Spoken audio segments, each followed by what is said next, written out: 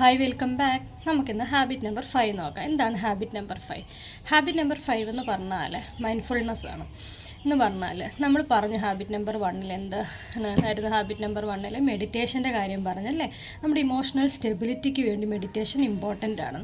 അത് തന്നെയാണ് നമ്മൾ ഹാബിറ്റ് നമ്പർ 5 പക്ഷേ നിങ്ങൾ ഹാബിറ്റ് നമ്പർ 1 ഞാൻ പറഞ്ഞിരുന്നു, നിങ്ങൾ 5 മിനിറ്റ്സിലും നിങ്ങൾ മെഡിറ്റേഷൻ ചെയ്യാനായിട്ട് നോക്കുക. അത് നമ്മുടെ ഇമോഷണൽ സ്റ്റെബിലിറ്റിക്ക് നല്ലതാണ്, മൈൻഡിന് നല്ലതാണെന്നല്ലേ. അന്നേരം നിങ്ങൾ ചെയ്യേണ്ടത്, നിങ്ങൾ ആദ്യം ഈ ഒരു മെഡിറ്റേഷനിൽ നിങ്ങൾക്ക് കോൺസെൻട്രേറ്റ് ചെയ്യാനോ ഒന്നും നിങ്ങൾക്ക് പറ്റിയെന്ന് വരില്ല. ഡീപ്പ് ബ്രെത്ത് എടുത്ത് നിങ്ങൾ റിലീസ് ചെയ്യും, നമുക്കപ്പോൾ ആ ഒരു കോൺസെൻട്രേഷൻ കിട്ടും. പക്ഷേ നിങ്ങളത് ക്രമേണ പതുക്കെ ചിലപ്പോൾ ആദ്യം നമുക്ക് 2 മിനിറ്റ്സ് ചെയ്യാൻ പറ്റും, ചിലപ്പോൾ 3 മിനിറ്റ്സ്, അങ്ങനെ ഓരോ ഡെയിലി ആ ടൈം കൂട്ടിക്കൊണ്ട് നിങ്ങളൊരു 10 മിനിറ്റ്സേലും എന്ത് ചെയ്യുക, കാമായിട്ടുള്ള പ്ലേസിൽ ഇരുന്നുകൊണ്ട് നിങ്ങൾ മെഡിറ്റേറ്റ് ചെയ്യുക.